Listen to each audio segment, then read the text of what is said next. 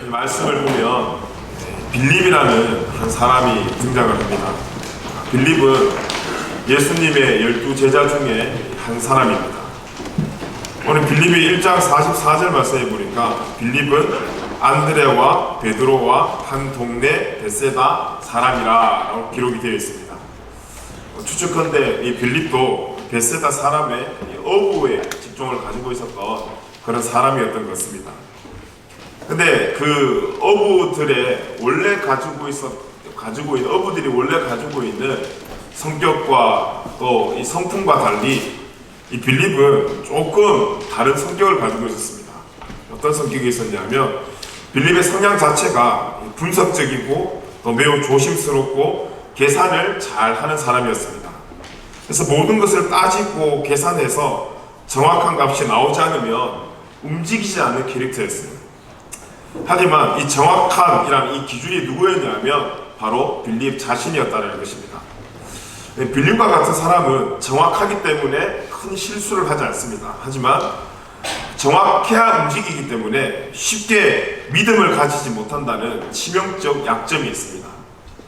적어도 예수님의 제자라면 여러분 다른 것보다 믿음이 굉장히 중요하게 적용이 돼야 되는데 예수님의 제자 중에 이 믿음을 갖기 어려운 캐릭터 중에 한 사람이 바로 이 빌립이었습니다.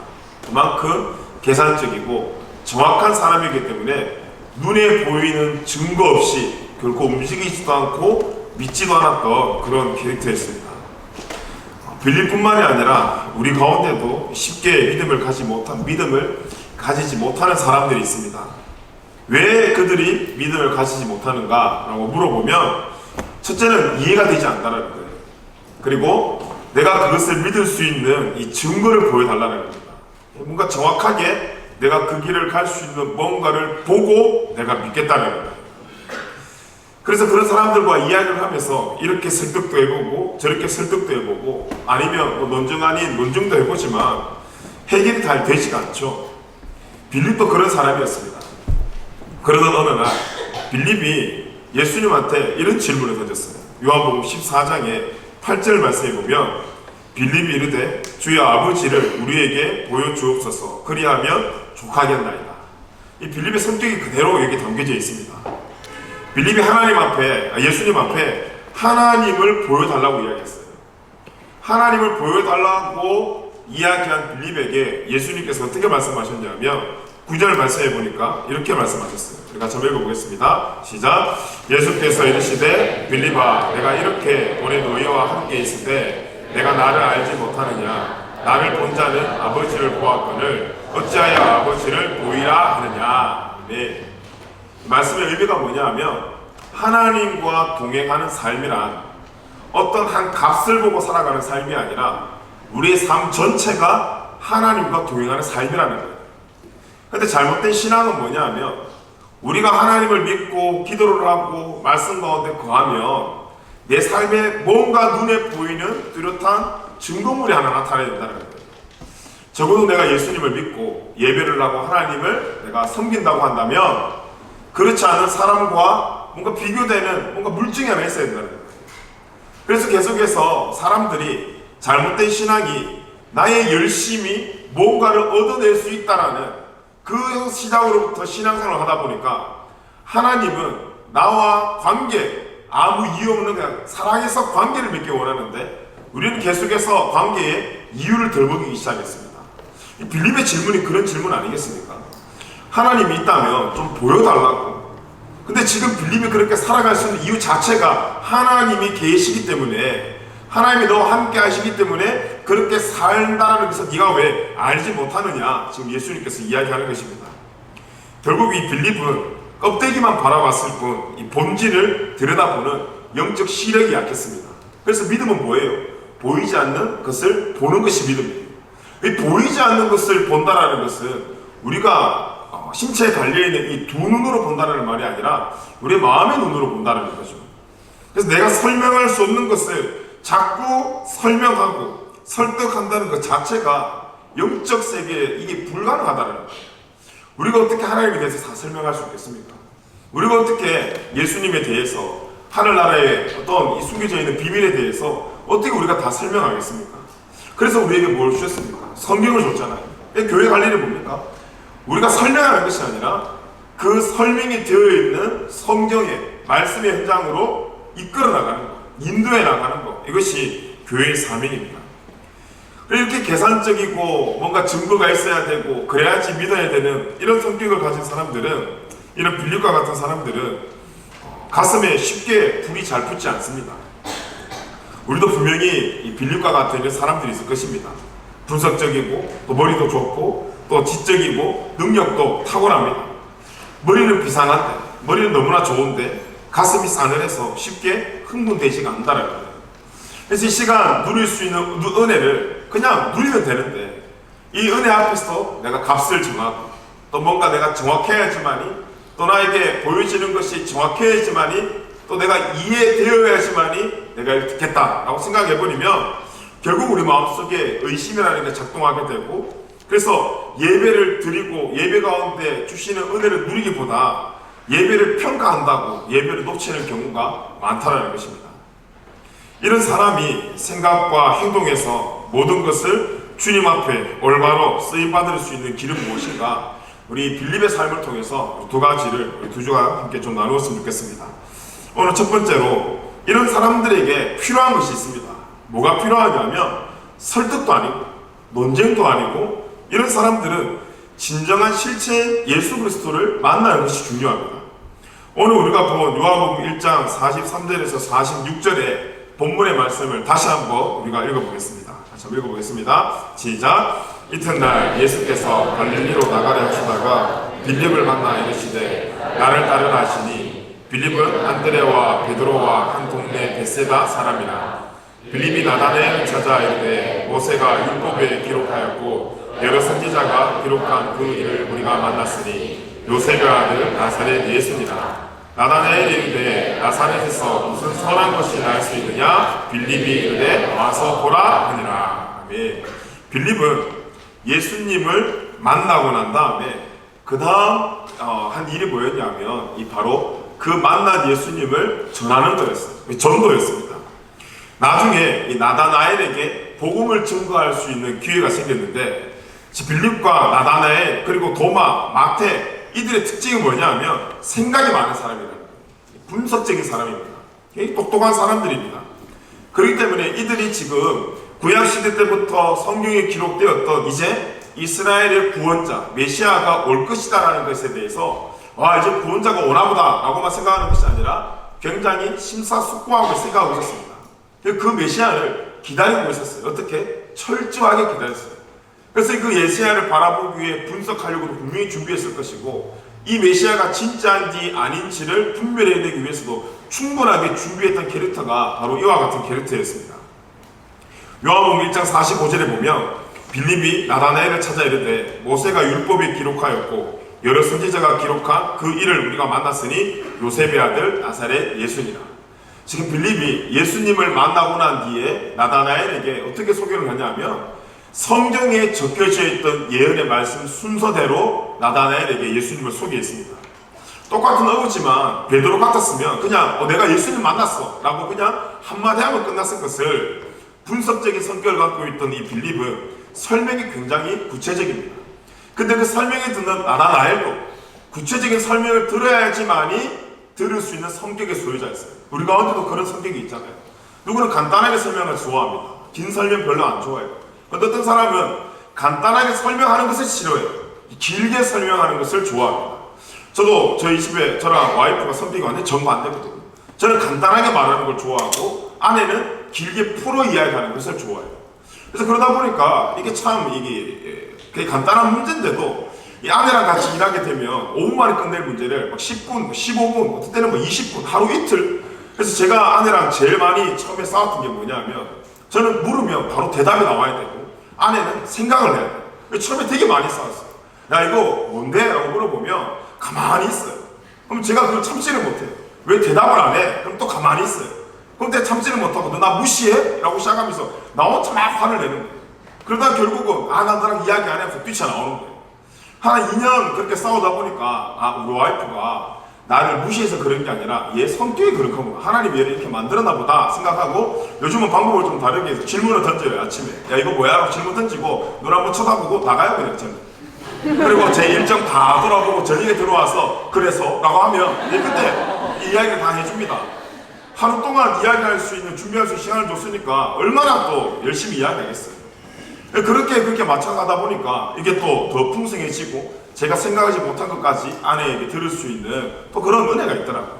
사람은 다 다릅니다. 똑같은 내가 감동을 받았다고 해 예수님이라는 단어에 감동을 받았다고 해도 누구는 예수님이라는 이 세자의 감동을 받을 수도 있지만 누구는 이 예수님을 설명할 만한 또 충분한 뭐가 필요할 수도 있어요. 지금 빌립이 그랬고 나다나엘이 그랬어요. 그래서 빌립이 나다나엘에게 예수님을 소개할 때 이와 같이 그냥 예수님이 왔어 라고 설명한 것이 아니라 장황하게 모세의 율법에 기록되었고 여러 선지자가 기록한 그 일을 우리가 만났으니 요셉의 아들 나사렛 예수다. 그만큼 우리가 심사숙고하며 기다렸던 예수님을 내가 만났다라고 이야기한 것입니다. 자, 이렇게 구체적으로 이야기했음에도 불구하고 분석적이고 계산적인 나다나엘의 반응이 어땠냐면 46절에 보니까 나다나엘이 이르되 나사렛에서 무슨 선한 것이 날 수 있느냐 빌립이 이르되 와서 보라 하니라. 뭐라고 질문했냐면 그래 네가 말한 메시아가 우리가 말한 메시아가 곧 올 거야. 그런데 나사렛에서 메시아가 왔다는 것은 말이 되지 않잖아. 이 나사렛이 어떤 곳이었냐면 지금으로 말하면 굉장히 오지 전기도 없는 사람이 제대로 주거 활동을 할 수 없는 굉장히 가난한 동네였습니다. 이들의 생각이 그랬던 거죠. 그래도 온 세상을 구원할 만한 왕이 온다는 거예요. 왕이 온다면 적어도 뭔가 좀 화려한 도시에서 와야 되지 않나. 나사렛에서 오는 것은 아니잖아 라는 마음이 있었나 봐요. 그래서 나사렛 예수가 왔다 그러니까 야 나사렛에서 무슨 예수가 무슨 메시아가 나와 나사렛에서 무슨 왕이 나오겠어라며 이제 빈정거리는 것입니다. 자 나다나엘은 뭐에 잡혀 있었어요? 편견에 잡혀 있었습니다. 여러분 우리도 신앙생활의 사실을 알지 못하면 결국은 편견에 잡힐 수밖에 없습니다. 근데 이 편견은 뭐냐 하면 말 그대로 내가 상대를 향한 누구의 생각이에요? 내 생각이에요. 우리가 이런 편견을 가지고 있잖아요. 저 사람한테 내가 부탁하면 들어줄 거야? 들어주지 않을 거야? 근데 이 생각을 우리가 결정짓는 것은 그 사람한테 가서 물어보고 사실적으로 생각하는 것보다 그냥 그 이미지를 보는 거예요. 이미지를 보면서 웃고 있는 사람이면 아 내가 이 사람한테 부탁하면 이제 들어줄 거라는 편견을 가지고 있고 뭔가 인상 쓰고 있는 사람이 있으면 이 사람 다가가면 안 들어줄 거라는 편견이 있어요. 근데 여러분 직접 부딪혀보면 우리의 편견 중에 틀린 편견이 너무나 많다는 사실을 알 수 있습니다. 이 편견이 굉장히 무서워요. 근데 이 나다나엘에게 뭐가 있었냐면 나사렛 예수님에 대한 사실적 개념보다 자기가 생각하는 예수님은 이래야 해 라는 편견이 있었다는 것입니다. 그래서 그런 총구석에서 어떻게 메시아가 날 수 있느냐고 하는 이 나다나엘을 향해서 빌립이 한 말이 뭔가를 우리가 좀 봐야 될 필요가 있어요. 여러분 빌립도 충분히 계산적인 사람이고 설득할 수 있고 논쟁에 지지하는 사람이었습니다. 그런데 그 빌립은 나다나엘 그 친구와 말다툼하지 않고 쓸데없는 논쟁 벌이지 않았습니다. 그저 단 한마디 와보라 라고 이야기했다는 거죠. 여러분 이 말은 굉장히 중요합니다. 빌립이 만약에 동일하게 편견에 사로잡혀서 사실을 보지 못한 사람이었다면 이 와보라라는 말을 못 했을 거예요. 근데 그렇게 계산적이고 그렇게 분석적이었던 이 빌립 또한 그리스도라는 사실을 딱 만나고 난 뒤에 이제 어떤 마음으로 변했냐면 사실을 논쟁하는 것은 아니라 사실은 믿는 거라는 걸 알게 됐어요. 보면 내가 예수 그리스도를 바라보고 내가 아무리 예수 그리스도가 없이 논쟁하고 생각하는 것보다 한번 그리스도를 바라보는 것이 절대절명의 믿음을 가질 수 있는 방법이라는 것을 알았다는 것입니다. 지금 이 빌립의 삶을 통해서 무엇인가를 가장 잘 이해하기 위해서 우리에게 가장 필요한 것은 뭔가 실체를 만나는 거예요. 우리 말에도 백문이 불여일견이라는 그런 말이 있습니다. 설명으로는 부족하다는 것이에요. 왜냐하면 그 설명에는 우리의 편견이 들어가거든요. 우리의 생각이 들어가거든요. 그리고 우리가 설명하고 싶어도 여러분 다 설명하지 못합니다. 빌립이 이때 나다나엘 앞에 그런 확신적인 모습으로만 끝까지 살아났었다면 참 끝까지 멋진 인생을 살았을 텐데 어쨌든 믿지 않은 사람에게 필요한 것은 여러분 논쟁이 아닙니다. 와서 보는 것, 실체를 마주 대하는 것이 더 중요하다는 사실입니다. 그렇기 때문에 지금 이 빌립이 와보라 라고 이야기했다는 것은 와보러 가는 그 현장에 뭐가 준비된 거예요? 볼 것이 준비되어 있다는 거예요. 볼 것이 준비가 되어 있으니까 그 빌립도 의심하지 않고 자기와 동일한 성격의 나다나엘에게 확신을 가지고 와보라 라고 선포할 수 있었던 것입니다. 자, 그러면 우리도 세상을 향해서 와보라 라고 이야기를 해야 됩니다. 교회로 와보라 라고 이야기를 해야 돼요. 그럼 적어도 우리가 교회에 그 사람들이 와서 볼 것이 있어야 돼요. 그러면 우리가 교회에 온 그 사람들에게 보여줘야 될 것이 뭐냐 이 말이에요. 자, 그 사람이 보기 전에 우리는 오늘 이 자리에 뭘 보러 왔냐 이 말이에요. 여러분, 교회의 주된 사명이 뭡니까? 교회의 주된 사명은 잃어버린 자를 구원하는 그런 사명입니다. 왜 그렇습니까? 다른 것이 아니라 하나님의 가장 큰 관심사가 바로 잃어버린 한 영혼에 대한 구원의 마음이기 때문입니다. 그렇기 때문에 그들을 구원하고자 복음을 던지는 것이 교회의 목적이죠. 여러분, 교회의 목적을 바로 아셔야 돼요. 여기서 점심도 주고 간식도 주고 교재도 있고 이 안에 많은 프로그램도 있지만 결국 그 프로그램은 본질적 그 목적을 돋보이게 하기 위한 헬퍼일 뿐이지 그 프로그램이 본질이 아니라는 거예요. 하나님의 큰 관심사가 바로 교회의 큰 관심사가 되어야 됩니다. 그래서 아무리 교회가 분위기가 좋고 아무리 교회 밥 메뉴가 좋고 사람이 많더라도 거기에 모이는 사람들이 구원의 확신이 없다. 이러면 지금 이 교회가 되지 않는다는 거예요. 요즘 우리가 확신반을 이렇게 하고 있는데 제가 이렇게 매달 확신반을 하다 보면 많은 사람들이 구원의 확신이 없어요. 그런데 한번 듣고 2주, 3주 지나서 물어보면 구원의 확신이 없어서 없는 게 아니에요. 그냥 느낌에 끌려서 뭐가 사실이고 뭐가 느낌인지 헷갈려서 그런 겁니다. 그래서 확신만 하는 게 딱 하나 있어요. 사실을 보여주는 거예요. 제가 여러분을 설득할 수 있다고 생각하십니까? 그리고 여러분이 저한테 설득당할 존재로 그렇게 무능한 사람들입니까? 여러분, 신앙은 설득하는 게 아닙니다.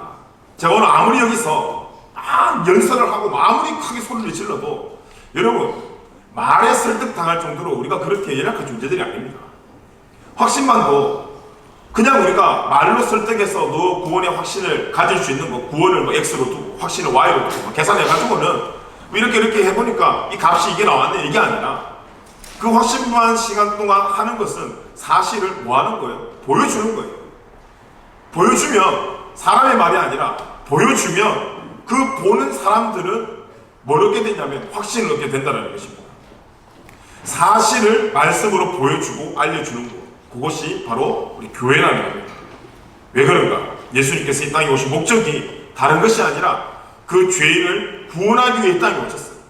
십자가를 통해서 믿는 자에게 모든 구원을 줬어요. 그런데 이상하게 우리는 믿으면서 확신이 없단 말이에요. 그 모습을 보면 얼마나 예수님께서 안타까워하시겠습니까? 그 모습 앞에 교회가 해야 될 것은 무엇입니까? 사실을 계속해서 보여주는 거예요. 그리고 난 뒤에 그 사람에게 구원의 확신을 넣어주는 거예요. 로마서 5장 8절 말씀에 보면 이런 말씀이 있어요. 우리 같이 한번 읽어보겠습니다. 시작. 우리가 아직 죄인 되었을 때에 그리스도께서 우리를 위하여 죽으심으로 하나님께서 우리에 대한 자기의 사랑을 확증하셨느니라. 하나님의 사랑은 확증이 됐어요. 하나님이 우리에게 사랑 주신 그 사랑은 확증적 사랑이에요. 확신을 가지고 사랑을 줬는데 받는 우리에게 뭐가 없냐면 확신이 없는 거예요. 여러분, 하나님의 사랑이 어떻게 확증되었습니까? 예수님이 이 땅에 오셔가지고는 우리를 위해 십자가에 죽으시는 일로 확증되었어요. 근데 우리의 확신은 우리도 이 확증 앞에 확신하기 위해서 우리도 십자가에 못 박혀서 죽어야 된다. 이게 아니라 우리는 믿으면 된다는 거예요. 믿으면 된다라는 이 말도 안 되는 단순한 길을 예수 그리스도가 십자가를 통해서 열어주셨다. 그럼 적어도 우리가 교회에서 이 믿음에 대한 강조와 이 믿음에 대한 확신을 통해서 하나님이 나를 위해 베풀어 주신 그 확증적 사랑을 함께 나누어 나가는 것, 그걸 한번 확인하는 것, 이것이 바로 교회라는 것입니다. 그래서 누가복음 19장에도 보면 10절에 인자가 온 것은 잃어버린 자를 찾아 구원하려 함이니라. 어떤 사람은 그래요. 저 같은 사람이 어떻게 천국 갈 수 있어요? 근데 이게 성경적으로 너무 안 맞는 게 뭐냐 하면 하나님은 그런 사람 때문에 온 거예요. 하나님은 저는 부족해서 하나님 저를 안 사랑하실 것 같아요. 저는 이번 한 주간 죄를 너무 많이 지었어요. 저는 천국 못 갈 것 같아요. 그러면서 자기의 믿음을 자꾸 자책감에 숨어보려고 하는 사람이 있는데 성경을 잘못 봐서 그래요. 성경에 보면 오히려 인자가 온 것은 잃어버린 자를 찾아, 구석에 그렇게 땅 뺏겨가지고 힘들어하는 그 애를 찾아 구원하려 하면, 예수님의 사명이 지금 나 때문에도 계속해서 발동되고 있다는 것입니다. 저와 여러분이 오늘 우리의 삶의 연약함 때문에 하나님께서 나 미워하실 거야, 여러분의 편견을 가지지 마시고, 사실은 우리가 연약해도 하나님께서 우리를 미워하는 것이 아니라 그렇게 연약한 우리를 구원하시기 위해 찾아다니시는 분이 하나님이라는 사실입니다. 그럼 어떻게 해야 돼요? 저 여기 있어요, 손드는 거예요. 저 여기 있어요, 손드는 것이 여러분 이게 회개입니다. 그래서 우리가 찬양할 때 두 손 들고 찬양하는 게 여러분 어깨 운동 시키려고 두 손 드는 것도 아니에요. 두 손 들면 뭔가 멋있게 보입니까? 그것도 아닙니다. 두 손 드는 개념은 뭐냐면 한국의 개념이에요. 제가 두 손 들었다 이 말이에요. 제가 두 손 들었다는 건 뭡니까? 전쟁에 삼복 들었다는 것은 저 안 죽이시면 시키는 대로 다 하겠습니다. 저는 아무 의미 없습니다. 그런데 두 손 든 그 사람을 죽이는 것이 아니라 두 손 드는 그 손에 하나님이 그 사람을 발견하고 어떻게 한다고요? 구원하려 합니다. 하나님의 사랑이 여러분 그렇게 하나님이 나쁜 사람이 아니에요. 한 일주일 살게 한 다음에 일주일 동안 잘 산 사람은 너는 천국해, 너는 일주일 기회를 줬는데 똑바로 못하면 지옥해, 이게 아니라 오히려 그렇게 잘 못 살고 있는 그들을 향한 안타까운 마음. 왜요? 전지산이잖아요. 우리를 구원하기 위해서, 그 사람을 구원하기 위해서 예수님이 하나님이 자기의 독생자 예수 그리스도 십자가에 못 박혔는데, 자기 전재산을 날렸는데, 이거는 살려야 되고 살릴 수도 있고 안 살릴 수도 있다가 아니라 무조건 살려야 되는 판인데 어떻게 하나님이 그렇게 부족하고 연약한 사람들을 그냥 넘어간다는 말이에요. 근데 이게 내 말이 아니라 성경의 말이다. 잃어버린 자를 찾아 구원하기 가려 위함이라. 그러면 여러분 오늘 이 시간 이번 한 주간에 우리 삶에 연약한 부분들이 있었고 우리가 죄를 짓고 살아갔다면 여러분 더 희망이 있어요. 왜냐하면 그런 여러분의 삶에 하나님이 찾아가신다는 거예요. 그래서 예수님의 이야기를 보면 99마리 양보다 한 마리 잃은 양을 찾으러 예수님이 떠난다고 하시잖아요. 그 말을 잘못 듣고 어떤 사람은 아니 그러면 예수님은 99마리 양 어떡하고 한 마리가 더 중요해요? 99마리 그러면 늑대한테 잡혀먹으면 어떡해? 라고 생각하지만 여러분 그 당시 예수님이 비유를 들 때는 그 시대적 배경이 다 있어요. 이 팔레스타인 지역에서는 100마리 정도 양을 끌고 나가면 적어도 목자가 4명이 따라갑니다. 그러면 지금 99마리를 남겨놨다는 것은 3명의 목자가 그들을 보는 거예요. 그리고 한 목자 예수 그리스도가 잃어버린 한 영혼을 찾아가는 거예요. 여러분 우리는 하나님께서 찾으신 한 사람입니다. 여러분이 죄를 짓고 안 짓고가 문제가 아니에요. 지금. 내가 착하게 살았고 안 살고 문제가 아니라 하나님이 창조한 우리 한 사람 한 사람 모두가 하나님의 관심사예요. 그래서 여러분은 찾기를 원하세요. 공부 잘하는 사람만 찾고 예배 잘하는 사람만 찾는 것이 아니라 모든 한 사람 한 사람을 찾기 원하신다고. 그 하나님의 사랑 앞에 편견을 가지고 숨어 들어가지 마시고 오늘도 하나님이 나를 찾고 계시는 그 음성 앞에 믿음으로 반응하며 살아가는 저와 여러분의 삶이 되길 간절히 축복합니다. 자, 그러면 우리가 믿는 사람으로서 우리가 이 교회에 앉아 아홉 마리의 양으로서 또 혹은 우리가 또 섬기면서 우리가 하나님을 믿는 사람으로 또 우리 한 사람 한 사람이 교회로 잃어버린 자를 구원하는 이 사명을 어떻게 하면 잘 감당할 수 있을까? 이런 저러한 구차한 변명과 쓸데없는 소리 내려놓지 말고 사람들에게 예수님을 만나게 하는 거예요. 우리가 변화시키는 게 아니더라고요. 제가 이 소년의 사역을 이렇게 한국에 있을 때 이렇게 해보면 제 말발로 되는 게 하나도 없더라고요. 제가 돈을 그렇게 많이 써도 변하잖아요, 얘들. 그런데 정말 예수님과 소개시켜주고 말씀과 연결시켜줬더니 그들의 삶이 변하기 시작하더라고요. 아무리 내가 유튜브를 보든 아무리 내가 공부하든 여러분 아이패드나 기기 고장나면 저는 그거 뜯으면 절대 못 고쳐요. 근데 이걸 만든 사람은 자다가 일어나도 고칠 수 있습니다. 우리가 아무리 심리를 공부하고 상담을 공부해도 우리가 사람을 변화시킬 수 없습니다. 근데 우리를 만드신 하나님은 우리를 변화시키십니다. 아멘? 그렇기 때문에 우리가 섣불리 우리의 지식을 믿고 우리의 말발을 믿고 우리의 실력을 믿고 내가 이 사람을 변화시켜 봐야지 접근하는 순간 나까지 망가지게 돼요. 우리는 변화시킬 수 있는 존재가 아닙니다. 우리는 소개시켜주는 사람들입니다.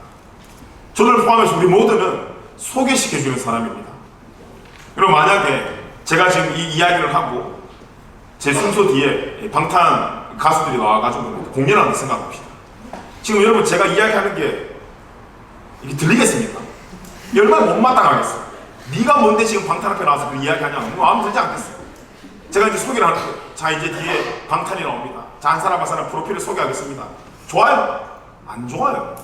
좀 니는 제발 들어갔으면 좋겠고 그들이 나와서 그들의 마이크를 가지고 그들의 육성으로 소개했으면 좋겠어요. 여러분, 뒤에 정말 주인공이 있다면 사회자는 빨리 없어져야 됩니다. 제일 잘 사회 보는 사람이 누굽니까? 빨리 소개시켜주고 빠지는 사람. 그래서 그토록 그 관중들이 보고 싶어하는 그 사람을 빨리 불러내는 사람, 그 사람이 좋은 사회자입니다. 소개하는 사회자의 말은 더 이상 필요가 없습니다. 그 사람이 노래를 잘 부른다, 춤을 잘 춘다, 저한테 들을 필요 없어요. 그들이 직접 나와서 잘생긴 얼굴로 좋은 목소리로 열심히 춤추면 우리 몸은 자동으로 반응하게 되어 있습니다. 그렇기 때문에 주인공을 빨리 입장시키고 그것을 소개하는 사회자는 빨리 퇴장을 해야 됩니다. 여러분, 교회 마찬가지 아닙니까? 많은 사람들이 여러분 교회 왜 옵니까? 여러분 정말 교회에 왜 왔습니까? 설명할 수 없지만 내 힘으로 할 수 없고 뭔가 구함이, 뭔가 하나님이라는 분이 누군지는 모르겠지만 내가 기도하면서 뭔가 위로도 좀 받고 싶고 확신도 좀 얻고 싶고 용기도 좀 얻고 싶고 은혜 얻고 싶어서 복 받고 싶어서 어쨌든 내가 채우지 못한 무언가를 채우기 위해서 교회를 왔다는 거예요. 이걸 예수님 만나러 교회 왔다고 생각하면, 그리고 나를 포함해서 먼저 믿은 우리 모든 사람들이 예수님을 만나게 해줄 수 있는 연결자가 되어야 되는 거죠. 우리가 해야 될 뭡니까? 복음을 그래서 소개하는 거예요. 여러분들이 주일날 이 귀한 자리에 저의 개인적 소개나 견해를 듣기 위해서 모인 건 아니잖아요. 우리는 다른 이유가 아니라 살아계신 하나님을 만나러 이곳에 왔습니다. 그 만남이 있어서 다른 관계적 기쁨도, 또 먹는 거의 기쁨도 부수적으로 안 되어 있지만, 첫째는 밥 준다고 해서는 이곳에 온 게 아니라고. 간식 준다고 해서 이곳에 온 것이 아니라 간식 더 준대, 밥 더 준대. 교회가 밥만 줍니다라고 소개합니까? 우리 교회는 간식만 줍니다라고 소개합니까? 그게 아니라는 거예요. 밥 더 주는 거예요. 간식 더 주는 거예요. 교회의 본질이 뭐예요? 그리스도를 소개하는 것입니다. 제가 여기서 다른 논리를 이야기하고 다른 이론들을 이야기하면 저보다 여기서 다 잘하는 사람이 여기 대부분이지 않겠습니까? 근데 여기는 공부하는 것이 아니라 예수 그리스도를 소개하고 우리가 함께 예수 그리스도를 듣기 위해서 이 자리에 앉아 있는 것이에요. 그래서 저도 여러분 성경 공부나 이런 거 할 때는 재밌게 합니다. 제가 재미없는 사람이라서 이렇게 막 맨날 같은 이야기에서 설교를 하는 것이 아니라, 재밌게 하려면 그렇게 준비도 할 수 있지만, 하지만 여러분 설교만큼은 재미가 아니라 사실을 선포해야 되는 자리라고 저는 지금도 믿고 있습니다. 교회가 해야 될 일이 무엇인가? 예수님을 높이 찬송하고 기도하면서 예수님의 말씀을 선포하는 것이, 제가 오늘 여러분에게 재밌게 이야기한다고 여러분이 변화될 것 같으면 그렇게 하죠.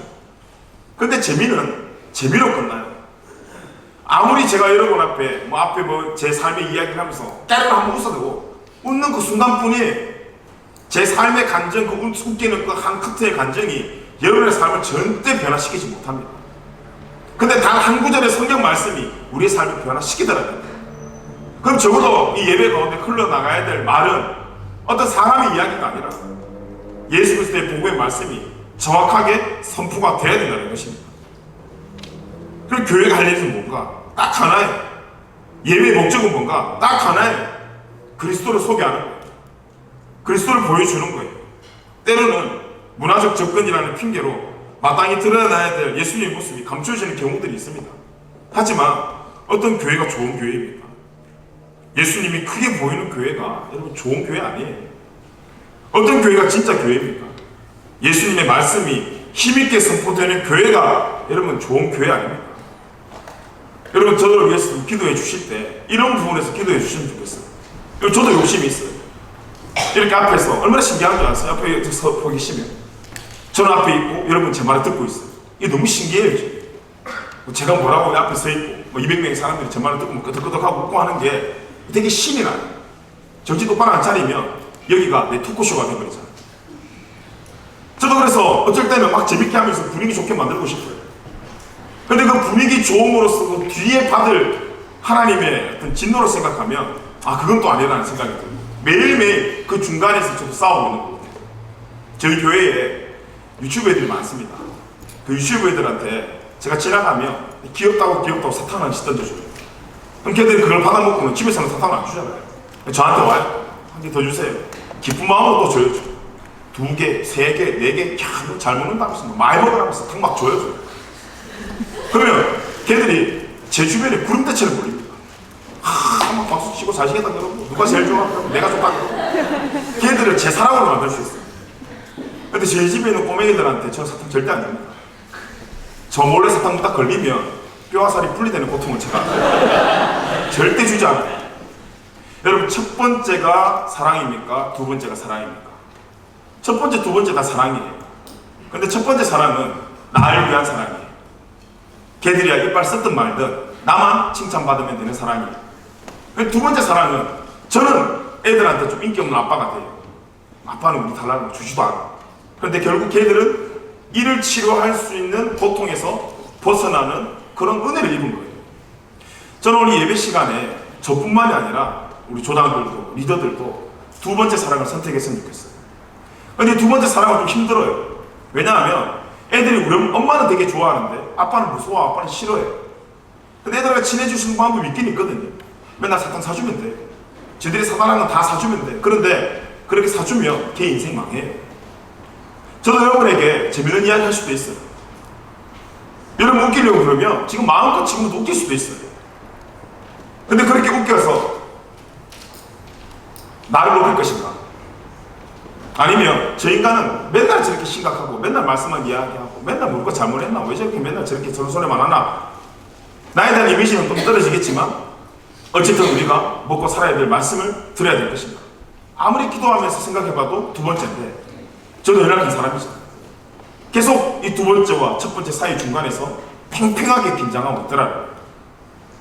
그래서 여러분 리더를 위해서 기도가 그런 부분에서 기도합니다. 저 리더 뭐 잘 먹고 잘 살겠어요. 이런 거는 제가 잘 해야만 되는 거고요. 그 부분이 아니라 하나님 저 리더가 또 우리 조장이 첫 번째 사랑이 아니라 두 번째 사랑을 선택하게 해달라고. 근데 그 두 번째 사랑의 현장은 여러분 외로운 자리입니다. 여러분 조장들 진짜 외로워요. 여러분 데리고 매일 뭐 밥 안 사먹고 싶겠습니까? 뭐 좋은 말, 재미있는 말 안 해주고 싶겠어요? 여러분과 똑같은 나이대 청년들인데 뭐가 재밌는지 뭐가 재미있는지 그들이 모르겠어요. 그럼에도 불구하고 말씀을 이야기하는 이유는 두 번째 사랑이에요. 그래서 조장은 지금 재미없는 사람이 아니라 여러분을 좀 살려주는 사람입니다. 적어도 여러분들이 조장들을 바라보실 때 이 조장은 나를 살려주는 사람이다. 뭐 그렇다고 해서 재밌는 조장은 나 죽이는 조장이라고 이렇게 생각하시지 마시고 그 사람은 재밌게 여러분을 살려주는 사람입니다. 능력 있는 사람입니다. 그래서 여기 교회에 있는 리더들이 잘오나 오로나 우리의 욕심 앞에 내가 쟁취하려는 그 사랑에 현혹되는 삶이 아니라 나는 좀 재미있는 사람이 되어도 나는 좀 인기가 없어도 예수 그리스도를 선명하게 증거할 수 있는 그런 리더들이 세워질 수 있는 또 그 리더가 가득해지는 그런 공동체가 될 수 있도록 함께 좀 기도해 주시면 좋겠어요. 와보라 했으면 그 후에 우리가 자랑할 수 있는 능력, 우리가 자랑할 수 있는 무언가가 있어야 되는데 다른 것이 아니라 예수 그리스도라는 것입니다. 아무리 문화가 발달되고 있어도 문화가 앞서도 안 되고 유행이 앞서서도 안 되고 사람이 앞서서도 안 됩니다. 교회의 머리가 누굽니까? 예수 그리스도이기 때문이에요. 여러분 꼬리가 몸통을 기울여도 흔들어서는 안 됩니다. 우리는 문화를 이용할 수 있지만 어쨌든 예수 그리스도가 머리고 문화든 어떤 행사든 프로그램이든 그 모든 것들은 꼬리예요. 머리가 움직이는 대로 몸이 움직여야 돼요. 절대 꼬리가 움직이는 대로 몸이 움직이면 안 된다는 것입니다. 복음서에 나오는 제자들을 보면 사도행전에 나오는 제자들의 모습이 조금 다릅니다. 복음서에서는 겁 많은 제자들이었는데 사도행전에서 완전 다른 제자로 바뀌었어요. 왜 바뀌었는가? 오순절에 성령을 체험했기 때문에 생명의 실체를 만났기 때문에. 그래서 사도행전 2장 1절에서 4절 말씀에 보면 이런 말씀이 있어요. 우리가 같이 한번 읽어보겠습니다. 시작. 오순절 날이 이미 이름에 그들이 다 같이 한 곳에 모였더니 호련히 하늘로부터 급하고 강한 바람 같은 소리가 있어 그들이 앉은 문집에 마치 불에 달라지는 것들이 그들에게 보여 각 사람 위에 하나씩 임하였더니 그들이 다 성령의 충만함을 받고 성령이 말하게 하심을 따라 다른 언어로 말하기를 시작하니라. 아멘. 성령을 받은 후 사람들이 변한 건 무엇이냐면 나가서 증거했다는 것입니다. 근데 그들을 움직이게 한 최고의 동기가 뭐냐? 성령을 만난다는 거예요. 그래서 성령은 연약한 사람에게 필요한 어떤 선택 조건이 아니라 예수를 믿는 사람이라면 모두가 가지고 있어야 될 필수 조건입니다. 만남보다 사람을 더욱 뜨겁게 하고 강력하게 만들 수 있는 것은 세상에 없습니다. 그렇기 때문에 우리는 분명히 세상을 향해 와보라라고 증거하는 사람이 되어야 됩니다. 근데 먼저 와보라라고 하기 전에 와서 볼 것이 있는 공동체를 만드는 것은 더 중요합니다. 교회가 외치는 다양성이 있습니다. 우리가 잘 알고 있는 건강한 교회, 예수님을 만나 믿음이 생기고 새 생명을 얻는, 다시 말해 은혜를 받아야 되고, 그리고 은혜를 받고 성장이 필요하고, 그 성장을 한 후에 소그룹으로 교제해야 하고, 그리고 그곳에서 자신의 은사를 찾고 마지막으로 하나님과 이웃을 위해서 희생하는 삶, 헌신하는 것이 그리스도의 안전한 성장 단계다 라고 우리가 많이 배웠습니다. 그래서 이 단계만 잘 거쳐나가면 온전한 교회가 된다라고, 온전한 성도가 된다라고 생각을 합니다. 여러분 맞습니까? 여러분 이 단계 다 거치셨을 텐데, 이 단계 다 거치니까 정말 여러분 건강한 성도, 건강한 교회가 되던가요? 골고루 사역이 차례대로 또 공평한 퍼센테이지 두고 신앙생활 하는 것이, 우리가 계산대로 되는 것이 여러분 신앙생활 같습니까? 오히려 시간이 가면 갈수록 이 교육 안에만 갇혀져 있으면 신앙생활이 아니라 일이 됩니다. 그리고 지칩니다. 힘들어집니다. 한국에서 사역하다가, 한국에서 섬기다가 지쳐있는 청년들의 말을 들어보면 교육 안 받은 사람 아무도 없어요. 일을 덜해서 지친 사람 아무도 없습니다. 말 그대로 그 안에 있는 프로그램대로 열심히 뛰었더니 지친 거예요. 여러분 하나님의 일은 이론으로 하는 게 절대 아닙니다.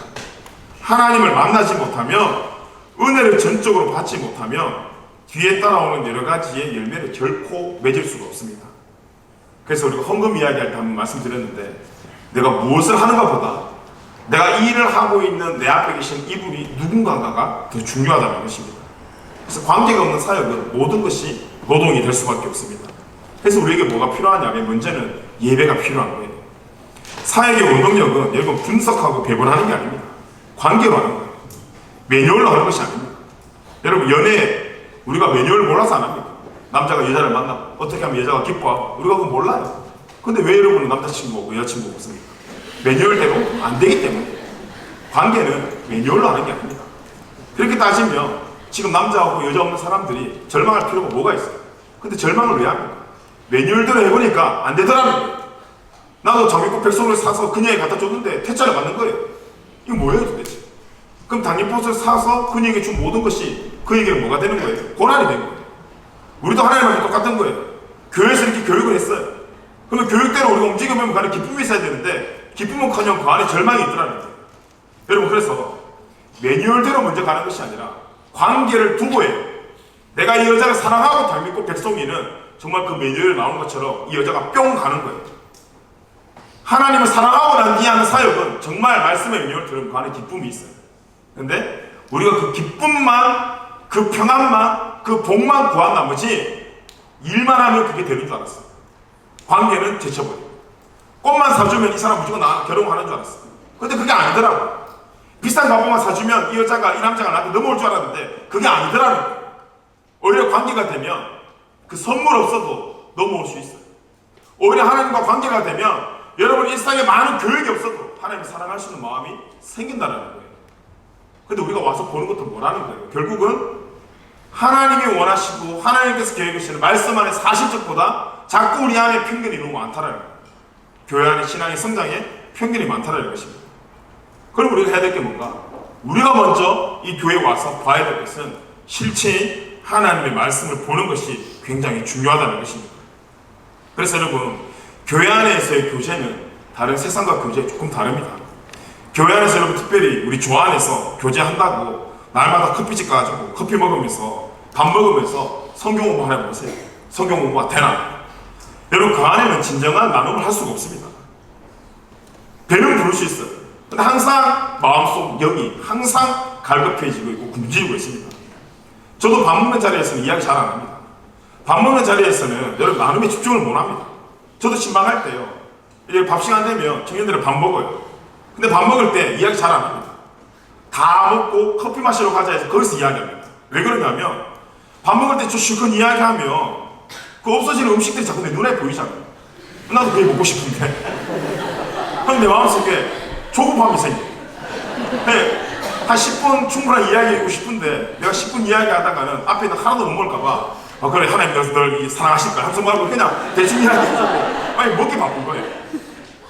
그래서 저는 밥 먹을 때 이야기 안 합니다. 혹시 나중에 저랑 밥 먹으실 때 제가 이야기 안 한다고 화난 게 아니라 저는 지금 저에게 주어진 저녁 시간을 사수하고 있는 중 절대 화난 것이 아닙니다. 저만 그런 게 아니에요. 조장에게도 우리가 같이 밥 먹는 자리에서 성경 공부와 우리 나눔들을 하게 되면 조장에게 말하고 싶어도 다른 조원들 조장들 막 음식 먹고 있는데 음식에 집중하고 있는데 자기가 음식보다 못한 존재라는 생각 때문에 여러분 그 안에서 솔직해질 수가 없습니다. 우리 이 10대 공동체 안에 있는 조모임에 진정한 교제가 좀 있으면 좋겠는데요. 충분히 지금 이 조당들이 잘 교제하고 있지만 예수님을 소개하고 예수님을 만나게 하는 교제입니다. 예수님 없이 밥만 먹는다고 교제가 되는 게 아니에요. 교회는 재미없어도 여러분 매주 말씀을 선포해야 됩니다. 그리고 그 말씀으로 나누면서 우리의 삶을 교정해 나가야 됩니다. 아무리 사람들이 아무리 조언들이 또 조장님 그 말합니까? 또 전사님 또 그 말합니까? 그렇게 말하더라도 그래 내가 할 말은 이거밖에 없다라고 담대하게 이야기할 수 있어야 됩니다. 지금 우리 시청자들도 잘 견디고 하고 있지만 말씀을 사수하는 것을 포기하지 않는 우리 조장들 될 수 있도록 우리 여기 있는 많은 조언들이 또 많은 공동체가 함께 기도해 주셨으면 좋겠습니다. 누가 영어 시간에 매일 수업하는 선생님한테 선생님 또 영어예요 라고 이야기하시는 누가 있어요? 그 말을 듣는 선생님이 그래 한 3주 동안 영어에서 피곤했지 오늘 수학할게 그래 보면 그게 더 이상한 게 아니에요. 영어 학원 갔는데 영어 선생님 수학을 가르쳐요. 그럼 여러분 어떻게 해야 됩니까? 이 학원은 독특하다고 가만히 앉아있어요. 바로 교무처 뛰어가가지고 학비 환불해달라고 난리 날 거 아닙니까? 아니 영어를 가르쳐야 될 곳에서 왜 수학을 가르치냐? 내가 수학 들을 거면 왜 여기 하냐? 뭘 해야 될 거 아닙니까? 본질을 충분하게 안다는 거예요. 여러분 우리가 교회 가운데 해야 될 것이 무엇이냐고 묻는다면 우리는 주저없이 예수님을 만나는 것이 다라고 함께 믿음으로 고백하는 그런 공동체가 되어야 됩니다.